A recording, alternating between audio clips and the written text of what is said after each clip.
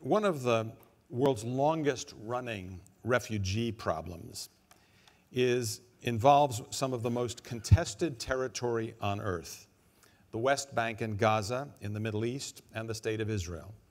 Our next speaker is Walid Issa, a Palestinian born in the West Bank in a refugee camp just south of Bethlehem. Mr. Issa is a recent master's degree graduate in applied economics from St. Cloud University in Minnesota and director of the American Palestinian Hope Project, known as TAP Hope. He's an alumnus of New Story Leadership, a Washington nonprofit that trains emerging Palestinian and Israeli leaders, and he's part of a strategic government relations consultancy in Minnesota. Please welcome Walid Issa. Watch your step. Thank you. Thank you, Peter, for the invitation, and it's great to be here, building resilience. That's what we are hoping to do. And since we are live streaming and my mother is watching from the Haitian refugee camp, I would like to say hi. I arrived safe. I feel better. Thank you for the tie.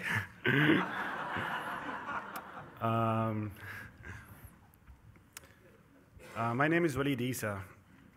I would like to share my story today and my thoughts and ideas about the refugee crisis. I titled my speech or my presentation as Freeing the Dove. At the heart of the world map, a small piece of land, green landscapes, laying between the Mediterranean Sea to the west and the Jordan River to the east. The soil, rich with natural gifts, history and culture, oranges, olives, and tomatoes are amongst the most famous trading goods. This is how they describe Palestine in history books and in schools. This is not the Palestine I know. My name is Walid Issa. I'm a Muslim Arab Palestinian from Bethlehem. I grew up in the Haitian refugee camp with 5 sisters and 3 brothers. Though not wealthy, my family is rich when it comes to care and compassion.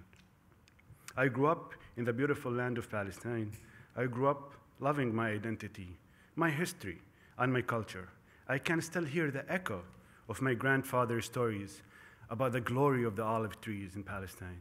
My grandfather planted a seed of love for my country that has grown to be a strong tree in my heart. It was a sunny, beautiful spring day when today's stories begins. On March 23rd, 2003, I was a 16-year-old kid.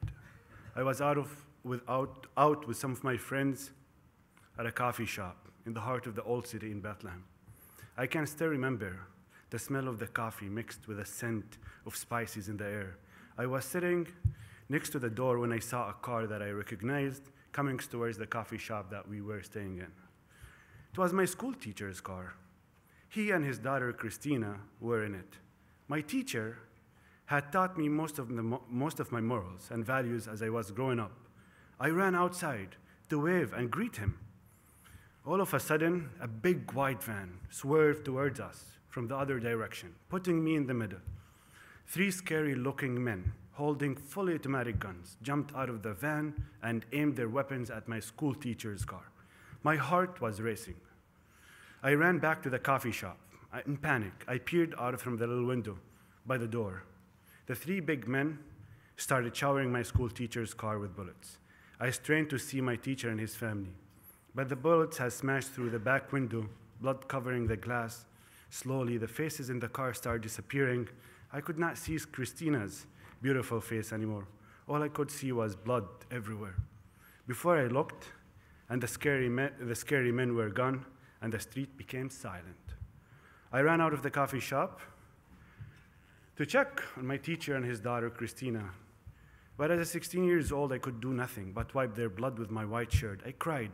I screamed for help. Finally, my dad came and took me home. On that day, I stopped saying Bethlehem is a holy place. All I wanted to do was run as far away as I could.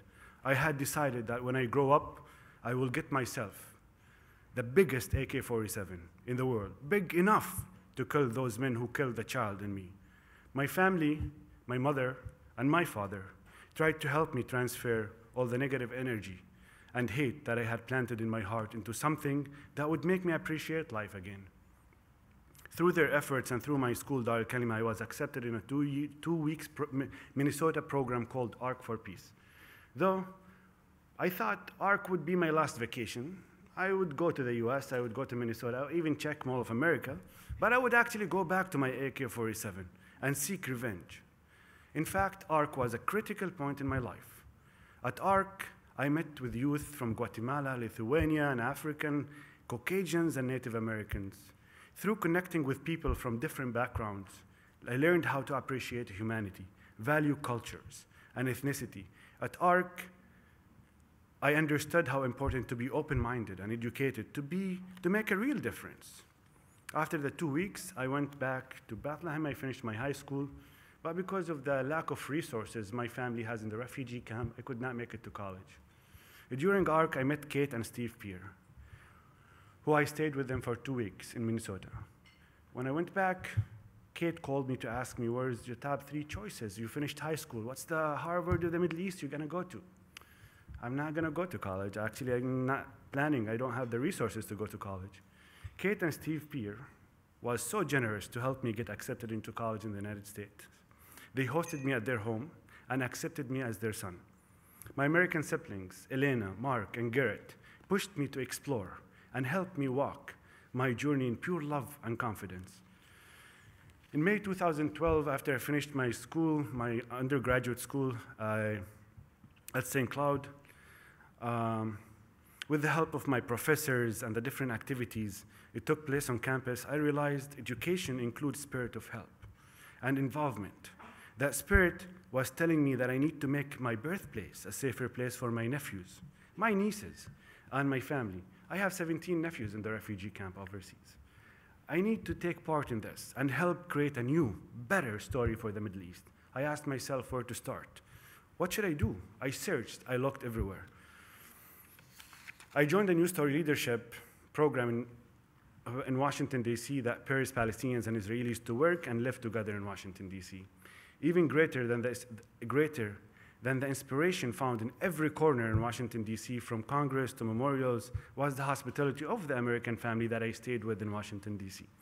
They inspired me with their hard work and kindness to help my Israeli brother, Lior, and me to have the best experience. Lior came from the opposite side of the conflict, but we refused to be enemies, simply because we thought of the bright future that we dream about more than the violent past that we experience. Lior worked with Colorado representative, and I worked at the Americans for Peace Now, a pro-Israeli Jewish lobby firm. Through the summer, as much as we argued, cried, screamed at each other, and shared memories about the pain we had grown up in the conflict, we still shared laughs and enjoyable conversations and silly moments. But my story is not unique. I spent the last few years closely following the crisis in Syria. I spent hours with my Syrian college roommates following every little story coming out of Daraa. Every day, I think of the thousands of refugees that are looking for their own AK-47, seeking revenge.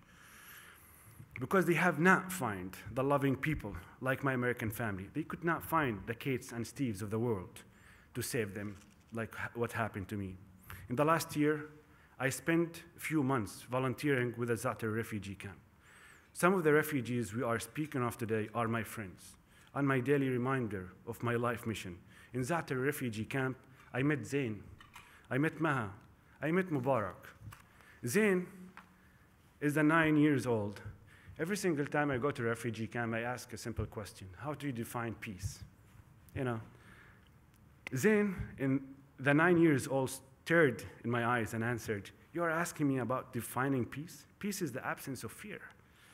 The spark in his eyes and the tone behind his answer was a stronger message than the words. My whole body shivered when he asked me to help his family replace the fear that dominated their life with hope.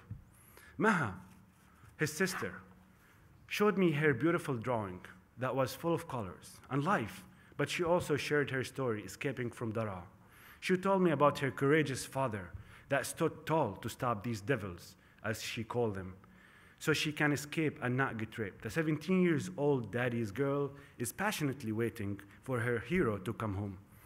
Mubarak, her older brother, asked me about America. He asked me about the freedom of speech, cars, and green energy.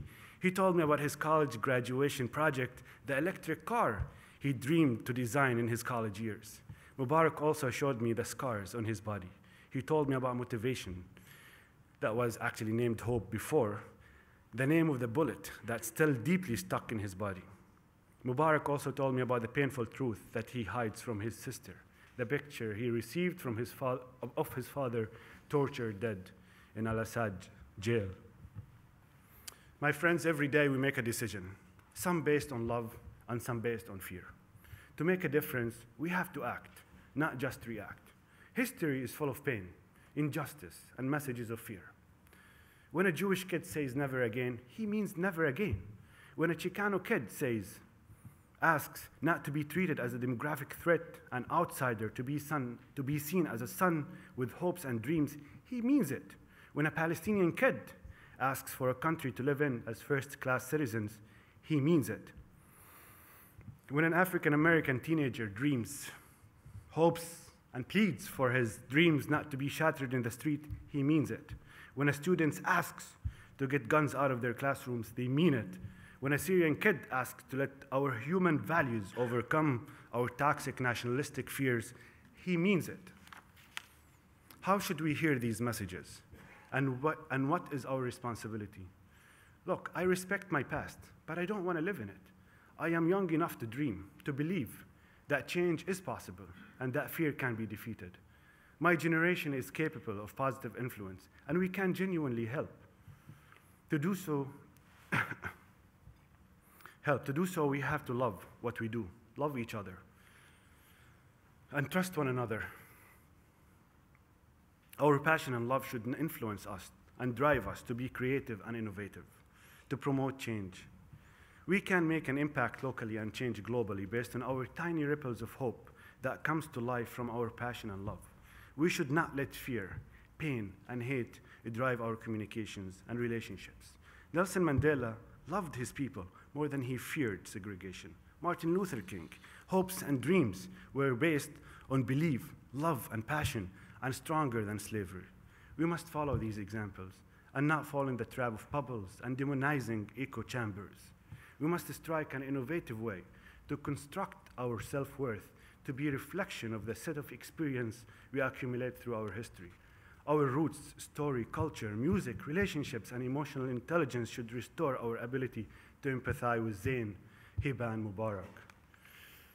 Social scientists tell us that college years are the time of life when character is shaped and determined. They tell us that degree of comfort one will have for the rest of her or his life with people of culture and racial differences is established, and that we, young adults, will be deeply influenced by the range of experiences during our key development years. Making the effort to become comfortable with our diversity leads not to only acceptance of our differences, but an appreciation for them. Engaging the other produces adults who are not comfortable with polarizing point of views or problem solving that favors the interest of one group without appreciating the legitimate interest of another. If we want to develop in a tolerant adults and effective problem solvers, we have to create the space to get to know one another, appreciate the relationships we build that push us to think, do, and be the difference. Let us no longer be silent. Let us no longer live in fear. Let us no longer let hate and extremism drive our life. Let us start moving from the unkind past to the hopeful future. Let us start moving from the diversity to respectful pluralistic society. Let us start moving from tolerance to hospitality. In the United States, I met amazing people that helped me not only survive, they helped me thrive and lead. I met my mentor, Jim Roth, that led the effort to co-write, co-edit, called, and worked really hard to get the anti-torture bill he imagined once to pass through the Congress, Senate, and signed by the President Obama. My American mom hugged me and told me every day that she loved me and encouraged me to study, work hard, and get ready to contribute to a world without fear. The countless hours I spent writing to our policymakers about Zain is part of my success journey, identity, and self-worth. I met my now friend, Congressman Keith Ellison, who sees refugees as friends, not as a threat.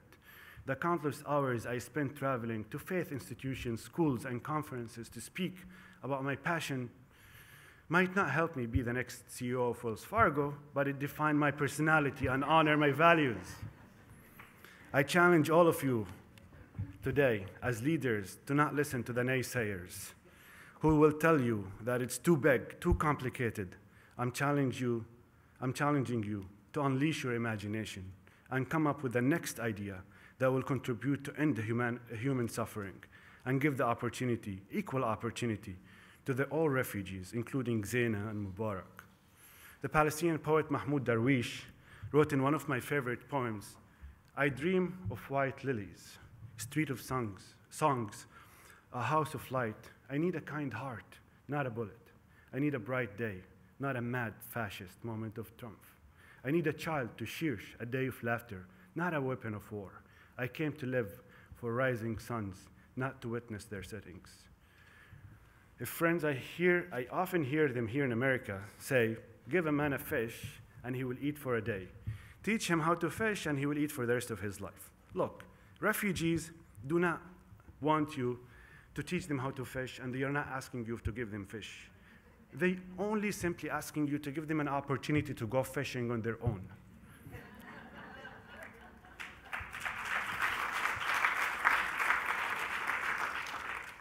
Let's all work to make sure the opportunity they deserve is stronger and closer to them than the violence and fear they are surrounded by. I do not claim that I have the answer, but I know where to start. I refuse to hate and let fear be my source of motivation. My suffering and others' suffering is man's made. Peace is not God's gift on earth. Peace is people's gift to each other. And it's about time to start gifting each other peace. Thank you so much.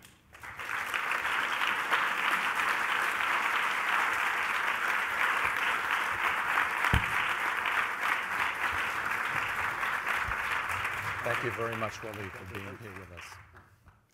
Thank you very much, Walid, for being here with us and in the United States, particularly at this time in U.S. history.